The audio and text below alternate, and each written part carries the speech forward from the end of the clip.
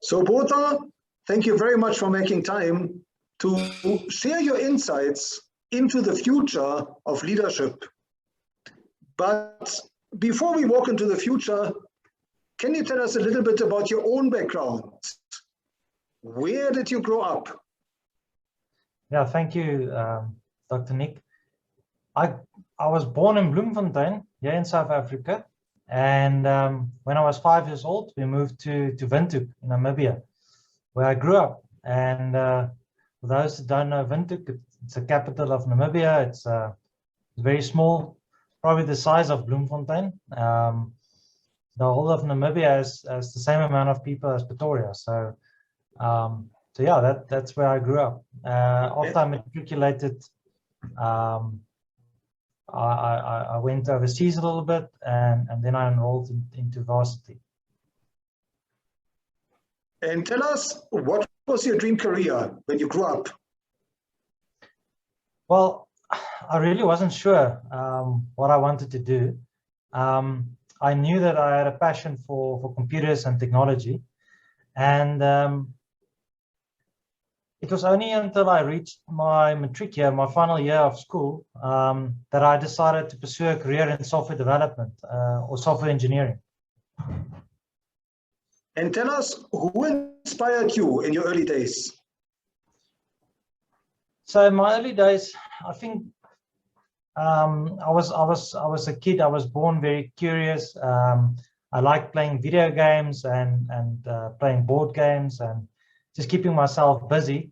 But I think, you know, when reality started to set in high school, and some of my circumstances of things that happened forced me to sort of inspire myself into getting out of the circumstances. So I didn't have the means of going to an Ivy League college or university. I didn't have the luxury of you know, to be able to afford those type, you know, tertiary education. So I started working in while I was still in school, and for 2.5 years, and that's also why I went overseas, went to work and to save up money to basically enroll myself into university so that I can follow my dream of becoming a software developer. Now, Botha, today you're leading one of the fastest growing development houses in the country. Looking back over your career, would you say there was a major turning point? Yeah, definitely. Definitely, Doctor. So look, I was a software engineer and a solution architect for many years. I've led a couple of teams in my career. I learned a lot of valuable lessons along the way. But I took my craft very seriously, and as a developer, you know, hand coding systems, I was very passionate about my craft. I went and studied the agile methodologies. I went and studied the craft, and they call it this the journey, the Mastercraft Journey that we went on. And every single solution was like my baby, and I wanted to get it to near perfection. But as my career went on, I realized that things change too rapidly. Things change often. You cannot get hung up on a piece of code that you wrote or a solution you put in place 5 years ago. It doesn't hold true anymore, you know. So so my turning point came when a previous employer of mine approached me with a challenge and said to me, Botha, you know, we basically establishing a new company with a new business model, and we need a system to get up and running with. But you know, we've received several quotes. Can you come and look at it for us? I also had a look at the code or the system requirements that they needed. And I said to them, well, this is a 12-month project. What did the other guys quote you? And they said, yes, 12 to 24 months. And I said, okay, but you know, how long do you have to get your business up and running? And they said, we only have 4 months. So I said to them, well, then we need to, you know, we need to look at other alternatives. And at that stage, I've been researching this new concept called low code for quite some time. And I said to the client, listen, I've got this platform that I've been evaluating. I've been evaluating several platforms, but this one called Outsystems. Would you be interested for us to come and do a demo to you and for us to explore opportunity of using this rapid application development platform, which is now termed low code, to automate a lot of our coding so that we can put a smaller team in place to deliver within your timeline and within your budget. And they said they trusted me as a trusted advisor, and they said, let's make this leap of faith together. And we played open cards, and we delivered the solution to them within 16 weeks. Actually, we went live within 13 weeks, and then we had a 3-week stabilization period. So this revelation changed my outlook to problem solving and software development in general completely. And it helped me discover the power of transformative collaboration. So, always putting the client's needs first, being objective as an independent consultant, and being transparent in what you do and how you do it. And that has proven to be successful for us. And this is how JustSolve was born. So Botha, what is driving you today? So over the years, I've realized that my passion is not necessarily writing code. It's not necessarily, although that was fun and it's artistically quite stimulating, and it's actually, I realized that my passion is problem solving. So, and I want to use the tools to advise my clients to really focus on continuous business value, and to not get hung up on the mundane plumbing that normally goes into software development. So what drives me today is really to write as little code as possible to solve a problem at hand.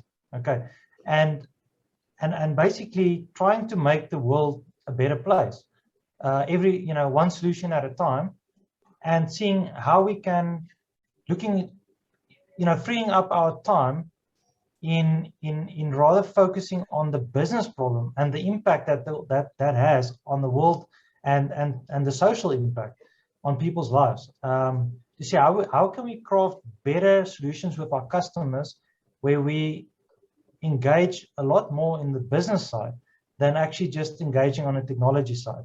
So that's what's driving me today, is to advise my clients to not make the mistakes of the past, to learn from it, to look forward to what's coming, and to realize in what cycle of this hype cycle that they always talk about are we in. So Botha, tell us, what does the future of leadership mean to you? Thank you, Athene. The future of leadership for me, if I think about the business landscape, it's undoubtedly changing at a rapid pace.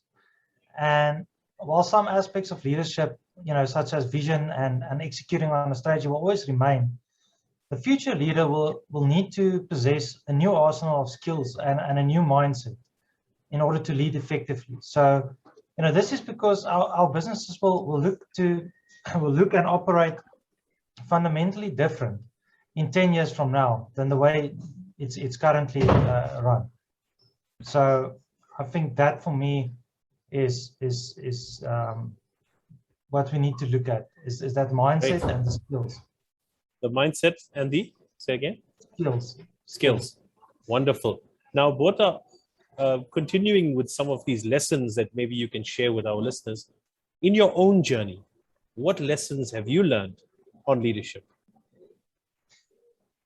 Yeah, so I've learned that it's okay that you don't know everything as a leader, and that you don't have all the answers, but you need to continuously explore and learn.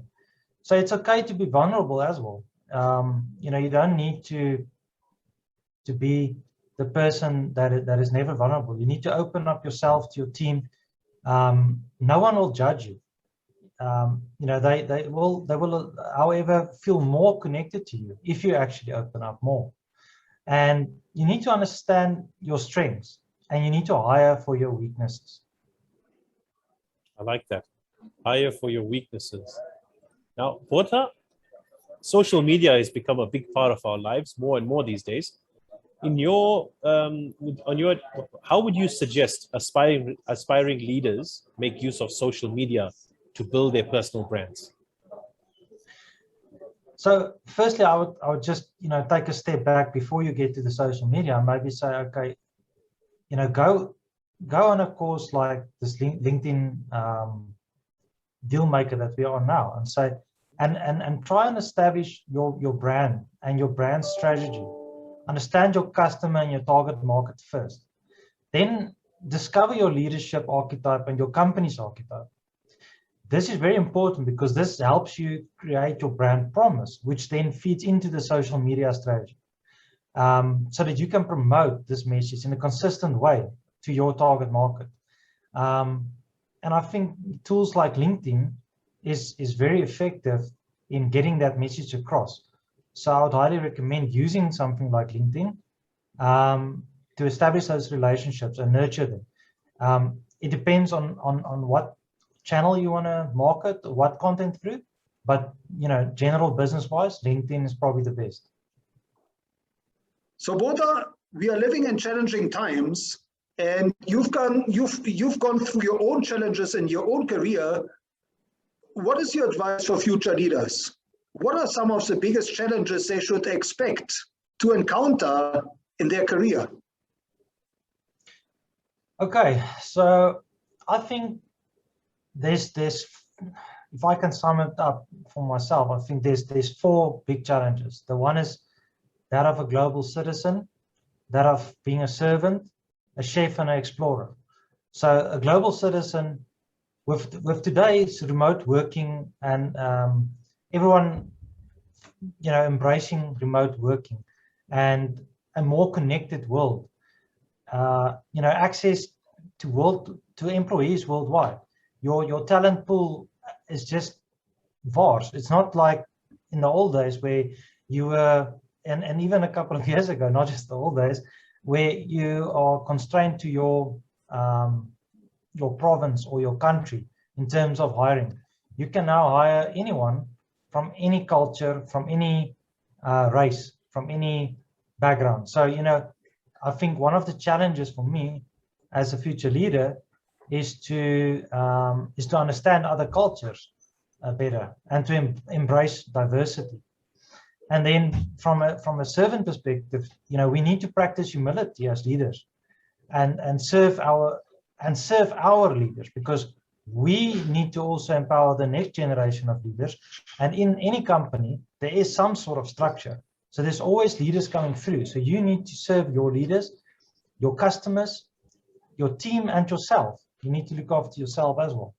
And then from a chef perspective, like mixing ingredients, the challenge is always to get the balance of the ingredients correct so that you can make, the right dish. So of that ingredients for a leader, I would say, humanity and technology is the most important. That means embracing technology and using it to improve efficiency in your company while providing a sense of purpose and caring for each of your employees. So always have the humanity side, and then the explorer side. We need to be open to new ideas and change course as the world around us evolves, because that happens on a continuous basis. Like they say, the only constant is change. So just like explorers had to learn continually, leaders need to do the same, and they need to stay curious. And Botha, if you were to design a curriculum for future leaders, what are some of the new skills you would want to factor in? Well, I think that they would need to try and become a coach, become a great coach. So motivate your people, inspire them, pour them on, engage your teams while you care about each and every individual. So make time with every person, but also encourage them. Future leaders need to appreciate employees and develop them to be more successful than they already are. Otherwise, you're not really mentoring them. And then the second skill I would say is to become a futurist. So, I've already stressed the importance of technology, but in this point, I'll probably just reiterate it. The world that we live in is continuously changing and is full of unknowns. So always consider multiple scenarios and think through, think about new possibilities. Stay on top of trends and stay connected to your networks. That's very important. And then become like a teenager again. Become like a kid again almost. A technology teenager, if I can put it that way. Always stay on top of the latest technology. You don't need to be an expert, in the practical application of each of these technologies. To know enough about blockchain or artificial intelligence will allow you to apply it to a situation. But of course, you will employ or hire experts to help you actually implement it. You don't need to be the expert, but you need to understand why and when and where to use it. So you need to embrace technology and how to best leverage that to serve your company. And you need to be a tech savvy, digital and digitally fluent, if I can put it that way. And then the second last one is to become a translator. Communication is key in a company, and as a leader, you need to be a master communicator. So listening and communicating are two timeless aspects of great leadership. Then the last one, become Yoda, Star Wars. Develop your empathy and your self-awareness. So great communications build connections and aren't afraid to be vulnerable. Empathy understands, the feeling and perceptions of others. So become more self-aware about your understanding, about your own strengths and weaknesses, like I mentioned before, and then helping others do the same.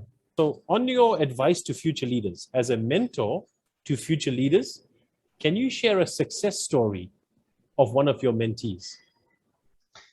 Yes, I can. Thank you. 5 years ago when JustSolve started, there was a young designer that came into the company and showed a lot of promise. One of the things I can definitely share with everyone is patience and time. It takes years for people to grow into certain positions. It takes years for people to understand themselves, to understand what they want, and mentorship. I don't think there's a written guide to that. It's really each person is unique. So the way I mentored this person was on a very informal way, and it was through a relationship built over the last couple of years. So the first hurdle that we had to get through was to get her as skilled as possible within her craft. So as a designer, she needed to be the best UX designer and the best UX strategist that we have, so that she can really lead from the front. So the mentoring was giving her more work, more responsibility, more bigger projects, more complex projects over time, and learning from each project, reflecting afterwards, what went well, what didn't go well, what can we do better, what should we avoid next time, what works for the process of engaging with clients. So there was, in the early years, there was a lot of that type of mentoring on a skill and a project basis. But all of that, of course, is not separate. It's all connected. So what then started happening is, well, firstly, I said to her, we will establish, and she indicated firstly that she wanted eventually to run a business unit in JustSolve for the design practice. And I said to her, this is what you will be heading up, and let's work together to achieve that. The first step was to bring in other designers under her as interns. And then from there, eventually we started bringing more senior designers in under as well. And to a point now where she's managing a whole team within JustSolve. And she's growing, and she has a profitable business unit within the business. I can just see, the growth that she's experienced along with JustSolve, how she's grown in herself, in her own career, and in the way she manages her team. And, there's still a long road because, within 5 years, you're not going to become, the head of APSA or the head of Barclays. It takes years for someone to reach that point. So, there's this continuous mentoring and talks about any insecurity that there is, to validate that, to quantify it, to just have a soundboard, to listen to people, to say to them, but what would you do? What is your recommendation? And let them feedback, to you, and work with them to always show them the way ahead without actually telling them what to do. So I think for me, mentorship is a lot about guidance instead of instructions, if I can put it that way. And so the next step for us now is to take her practice, global, and to the next level, and for her to now start enrolling into more formal leadership programs, so that when her team goes from 6 people to 20 people, or 10 people to 50 people, whatever the numbers are, that she will be ready to handle that. So and we already started discussions around that to kick off in early next year. Wow, that's a really nice success story, especially something that has started locally and now going global.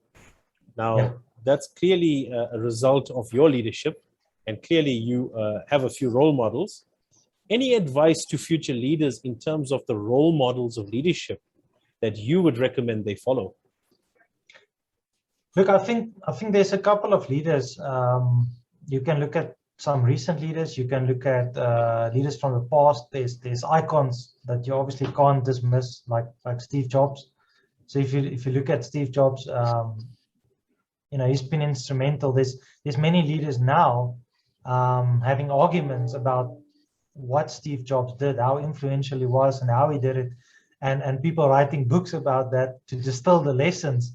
So there's a lot of lessons to learn, and by no means, were Steve Jobs, for instance, flawless in his interpersonal relations. But Jobs is memorable for his capacity to spur innovation and harness that into transformational product lines that was groundbreaking, that challenged the status quo. And I think if you go and look at Steve Jobs as a leader, there's a lot of lessons to learn there. Same with Sir Richard Branson.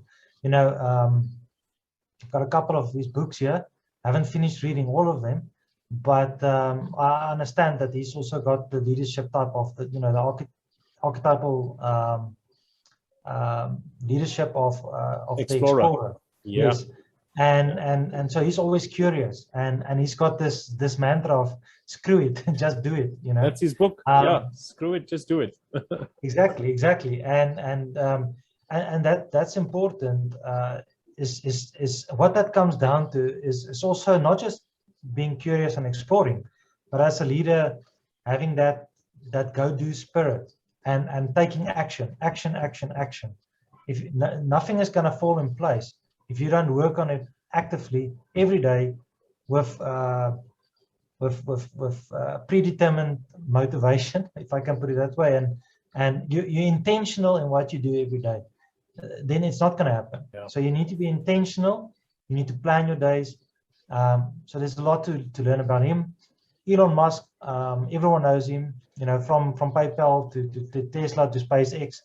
He's redefined the car industry, redefined the payment industry, and now he's redefining the space industry. So a lot of lessons there. And then, believe it or not, I don't know if Mark Zuckerberg have a lot of friends, but he is a very good leader actually. And Sheryl Sandberg that works with him, the combination, there's a lot to be learned there.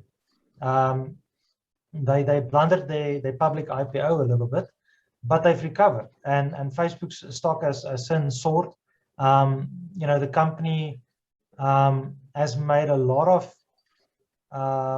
inroads into social well-being, into other impactful sides of their business, and they're also getting involved in more just causes as time goes along. So you can see that wheel changing, and I think that's something to watch. Is why they're doing it, and maybe they took a little bit too long to start doing it, but at least they are now doing it, and I think there's a lot of lessons there to learn.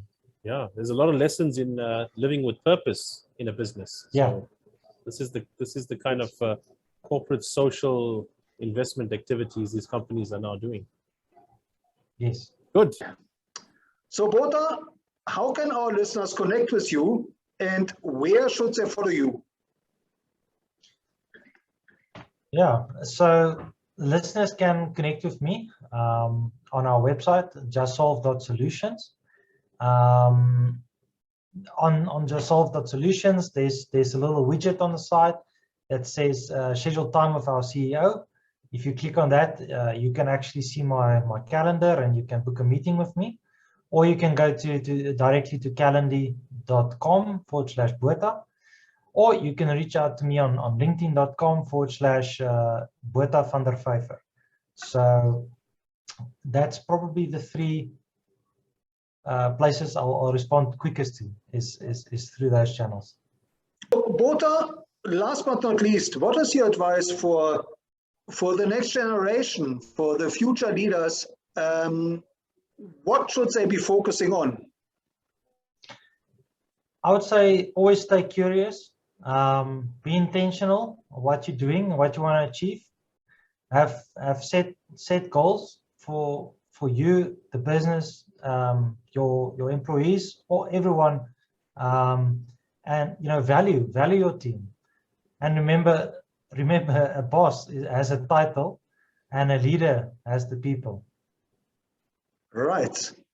And Botha, what is your message to the millions of kids around the world who are about to matriculate and who might be considering a career in tech and maybe coding? Well, I would say that it's a bright future for them, all of them. The skills shortage in South Africa and the rest of the world in this space is at an all-time high. So definitely, if you're considering this as a career, you cannot go wrong. You cannot make any mistake.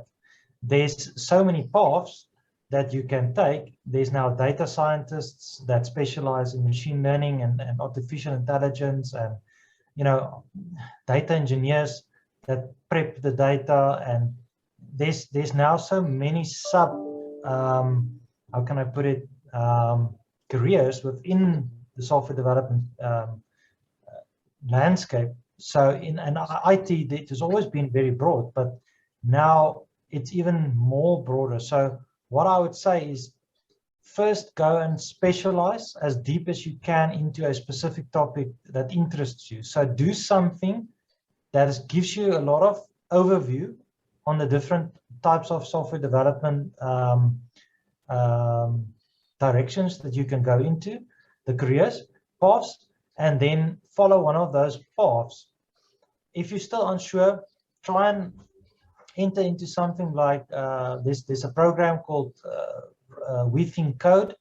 You can apply. They do aptitude tests. They accept learnerships. It's a 1 or 2 year course. I think it's a 2-year course that gets a lot of the time, if you don't have the financial needs, there's sponsorships from corporates that if you enroll into this program, after 2 years, they pay your tuition fees and they take you in afterwards. So that would be my advice is to go and look at those type of programs and how you can get in on some of those programs and use all of the free learning that's on the web today available to us. You know, Google has many free courses. Microsoft Azure, all of the courses are free. It's just the exam that costs some money, but it doesn't cost money to learn. Yes, it costs money to access it, but you know, they